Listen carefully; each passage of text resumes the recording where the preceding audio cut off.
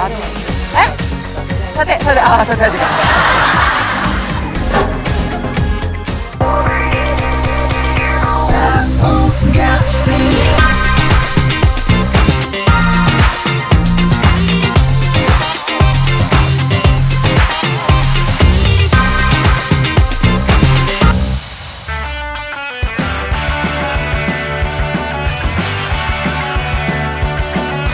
Full santan and a little bit spicy.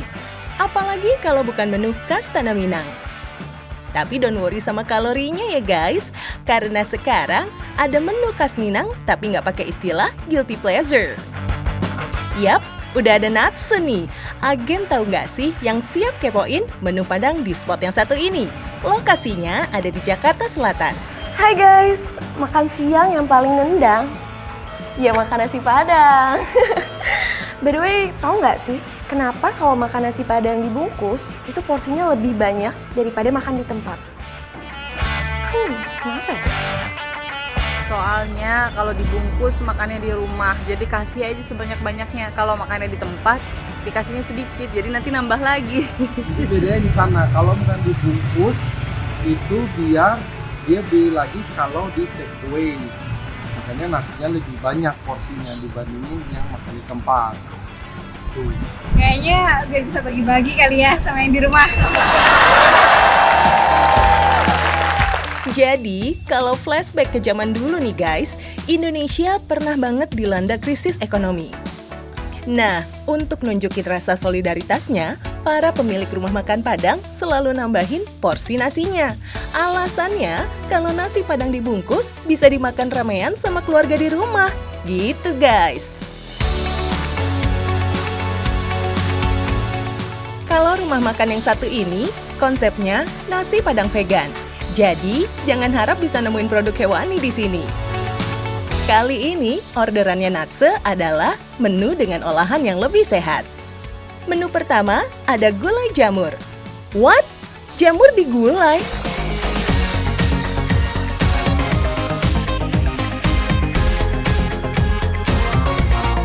Iya, justru ini yang jadi keunikan di menu Padang vegan. Kenalin dulu ya guys, jamur champignon. Jamur champignon atau jamur kancing ini ternyata punya khasiat yang WOWBGT. Tahu nggak sih kalau jenis jamur yang satu ini bisa untuk kesehatan tulang, jantung, dan bahkan untuk imun tubuh. For your info nih guys, kalau kandungan polisakarida pada jamur champignon berfaedah banget untuk meningkatkan kekebalan tubuh. Clear ya, untuk menu gulai Padang kali ini nggak lagi pakai daging-dagingan. Karena jamur champignon inilah yang 100% ngegantiin daging pada menu gulai. Hayo, jangan ketuker antara gulai sama gule ya. Karena gulai dan gule beda bingits loh. Kamu tahu nggak sih, kalau gulai dikenal sebagai hidangan berkuah santan khas Sumatera. Punya rasa gurih yang nggak kaleng-kaleng, plus aroma rempah yang nampol banget.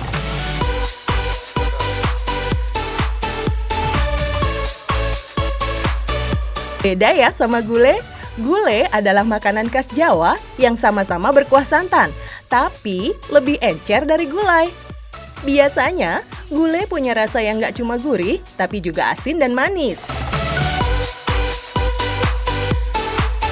Gulai jamur rebes. Saatnya jamur yang diolah jadi sate Padang. Lagi-lagi ya guys, jangan harap kalau sate Padangnya bertabur daging atau lidah sapi. Jamur champignon tetap dong ya jadi primadonanya. Kali ini si jamur udah diungkep pakai bumbu sate Padang bareng sama potongan tahu.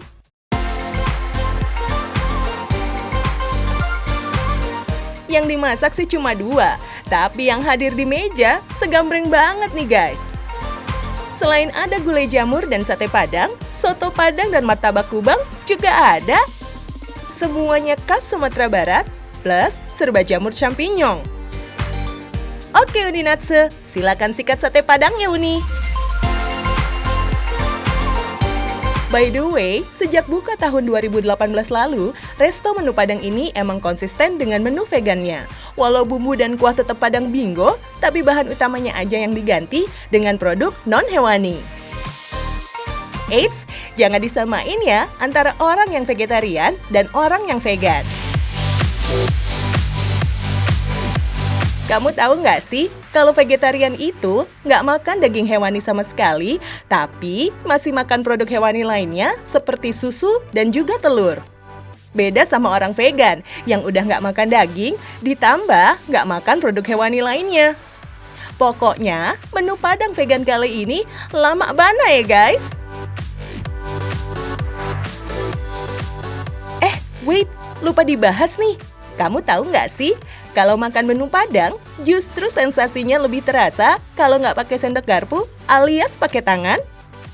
Dalam sebuah artikel di Detik Food, seorang konten kreator Arif Muhammad pernah membandingkan dirinya makan di restoran Padang pakai tangan, sementara kawannya makan menggunakan sendok dan garpu dengan menu yang sama.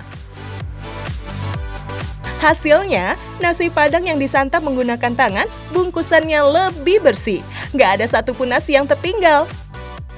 Sedangkan kalau menggunakan sendok, selain masih banyak tersisa butiran nasi, lauknya juga masih tertinggal dagingnya.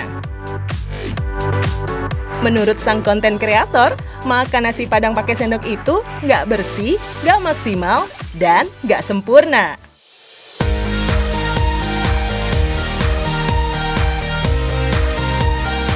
Anyway guys, makan tanpa sendok dan garpu alias pakai tangan punya beberapa manfaat. Di antaranya, menyehatkan pencernaan.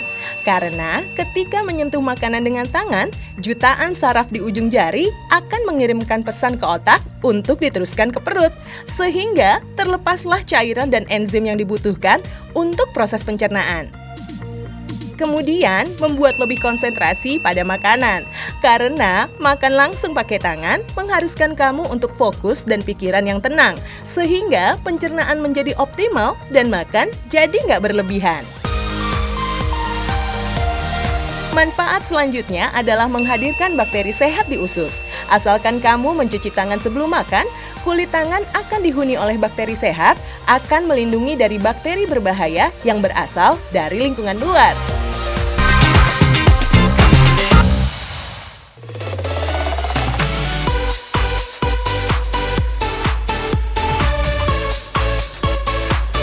Guys, masih inget dong sama viral nasi kotak topping ungu ini? Ya, gara-gara cuitannya @anindkarama, foto nasi kotak ini pun viral di jagat sosial media. Namanya juga netizen yes, langsung deh keluar komen-komennya yang seru. Ternyata guys, warna ungu ini gara-gara tinta cap nama restorannya meleleh. Lagian, kenapa juga dicap di bagian dalam kotak ya nggak sih?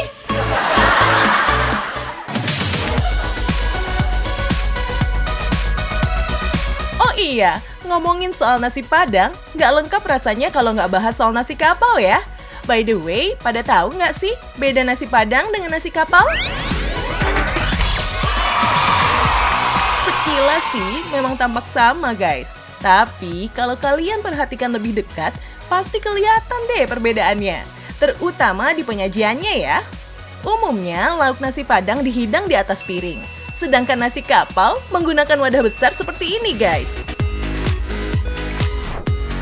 Ukuran lauknya juga besar-besar tuh. Dijamin kanyang banak pario iko. Menu sayurnya juga beda guys. Kalau nasi Padang, sayur daun ubi dan kolnya dipisah. Nasi kapau dimasak bersama dengan tambahan irisan rebung seperti ini nih. Terakhir, yang khas dari nasi kapau adalah centong panjang ini nih.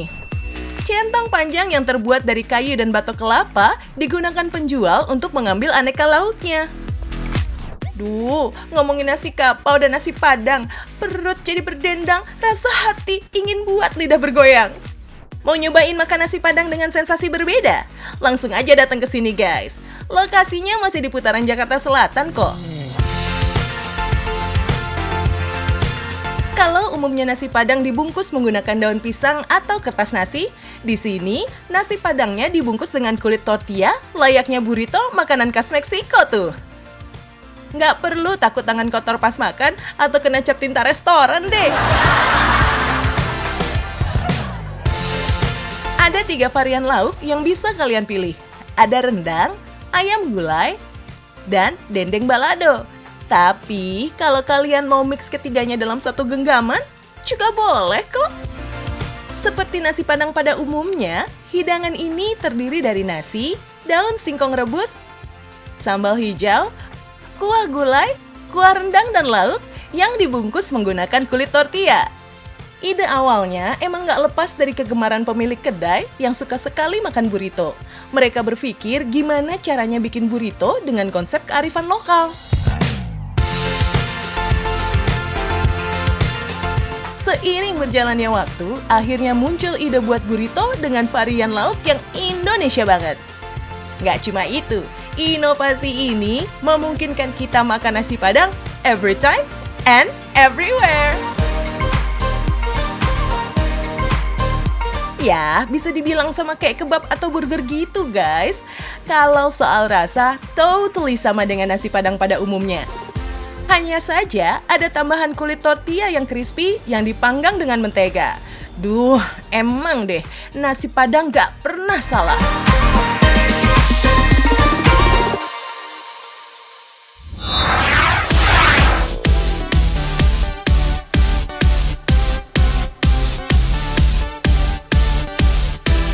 Kalau urusan pedas, sebenarnya tiap daerah punya kuliner pedas ya guys. Nggak cuma di daerah tertentu aja, termasuk di Jawa Tengah, yang masakannya cenderung dominan sama rasa manis.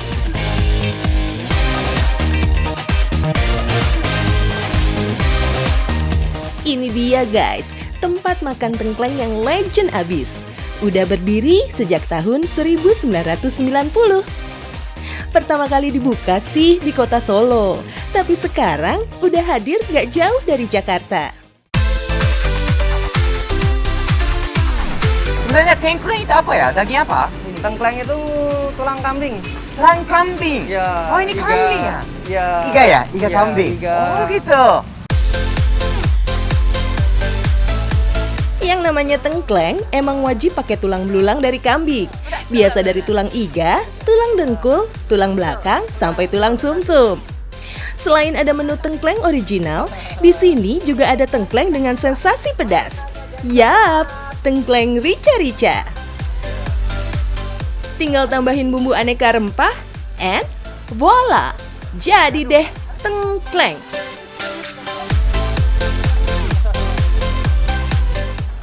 Satu lagi nih guys, uniknya masak tengkleng. Secara masih terbilang menu autentik, masak tengklengnya juga masih pakai tungku. Plus, bara apinya masih asli dari arang. Mantep pol kan? Justru ini yang nambah sensasi enak dan harum pada masakan tengkleng. Gimana ya? Berapa lama masak? Sekitar 2-3 menit aja udah. Oh, cepat ya? Cepat banget. Wih. Cepet dong gengki, kan apinya super gede tuh di tungku. Udah pasti nggak pakai lama.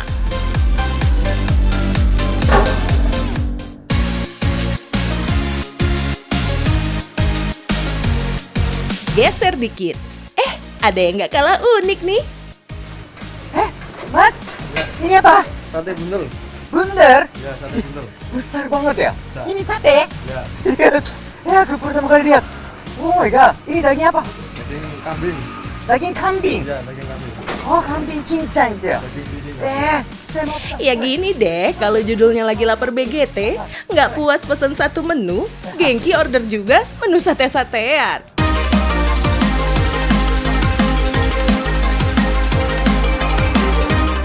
Buntalan daging kambing yang ditusuk, cuma ditambah bumbu racikan, lalu bakar deh sampai kering. Ingat, kering ya Gengki, bukan gosong. Masih panas ya? Oke, shush. Oke. Sate aja kak. Aduh Gengki, lagi lapar aja masih sempet gimmick ya. Oke, ini udah. Udah, yes, angkat. Oke.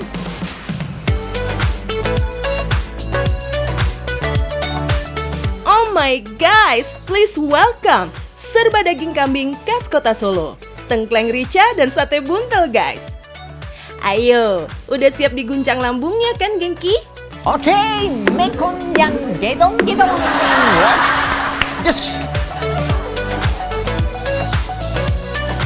Maksudnya gengki, makan yang gede-gede ukurannya guys. Lihat aja tuh porsi kedua menu ini. Gak santai banget banyaknya.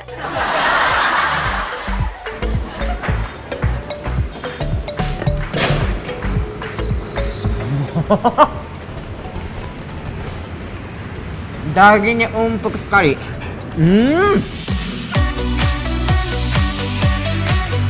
Bener banget tuh kata Gengki, gak ada lawan deh kalau soal empuknya. Secara ya guys, tulang dagingnya direbus sampai 3 jam, makanya jadi empuk. Walau cuma tulang belulang, tapi tetap ada loh daging yang tipis-tipis nempel di tulang. Selain bikin empuk, racikan bumbu rebusnya juga bikin bau anyir dari kambing jadi go away. And then, karena banyak pakai kecap dan beberapa potongan cabai, so rasa kuah gulainya jadi pedas manis gitu deh. Jos gandos. Ini tengkren rica kan, jadi sedikit pedas, ricanya pedas. Tapi tahu nggak sih guys, bedanya rica dan balado? Tahu nggak sih? Tahu nggak sih?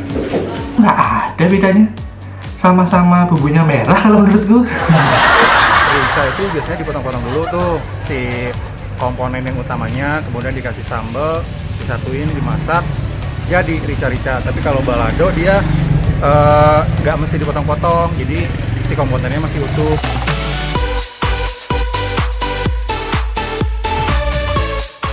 Kalau soal beda, kedua sambal ini udah beda banget dari asal daerahnya. Sambal rica berasal dari Manado, kalau sambal balado asli khas Tanah Minang, Sumatera Barat. Meski sama-sama pakai cabai dan jeruk nipis, tekstur kedua sambal ini juga beda banget guys. Kalau rica bertekstur agak kasar, kalau balado halus banget karena menggunakan cabai giling. Jadi bisa dibilang tengkleng rica-rica ini merupakan menu asli Solo yang dimix dengan bumbu khas Manado.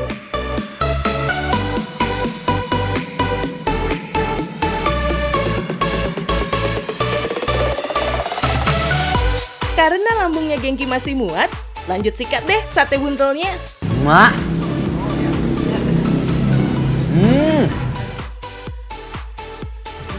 Rasanya agak manis ya. Aku kaget, ini rasanya manis. Yap, super duper beda sama sate pada umumnya. Sate buntel punya bentuk mirip sate lilit khas Bali. Yang bikin beda ya dari ukurannya guys. Gede bingit. Soal tekstur juga juara nih. Crispy di luar dan juicy di dalam. Masakan kambing itu enak banget ya. Biasanya orang Jepang jarang makan kambing. Tapi aku untung bisa tahu kambing itu enak banget. Oke, jadi nonton terus, tahu nggak sih? Makin tahu makin banyak ilmu. Dan jangan lupa patuhi protokol kesehatan.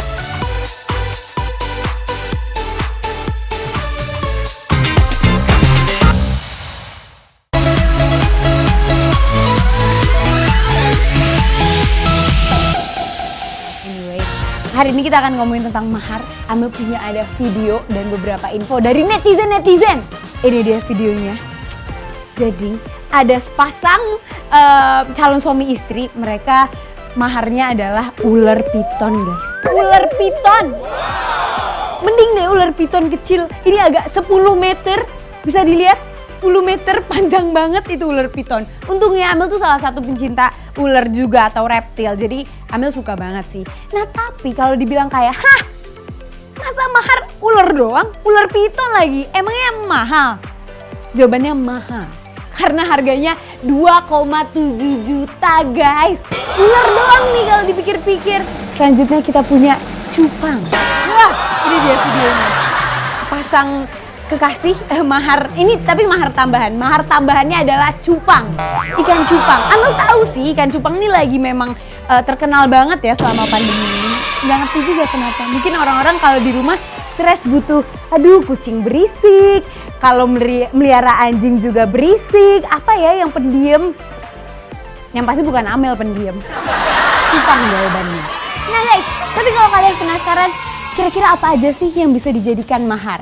Jadi, mahar yang baik menurut agama Islam itu tuh nggak ada batasnya guys. Nggak ada minimal, nggak ada maksimal, nggak ada harus kayak, harus uang atau kayak oh harus barang berharga gitu, enggak. Tapi ini bisa harta dan memang dipilih oleh wanita atau mempelai wanita, bener banget.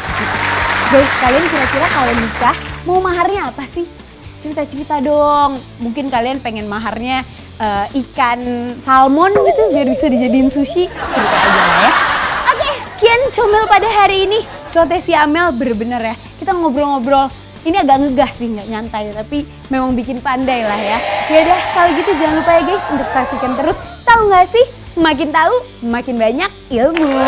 Sampai bertemu di channel selanjutnya. Menara ikan apa ya? Oh, salmon.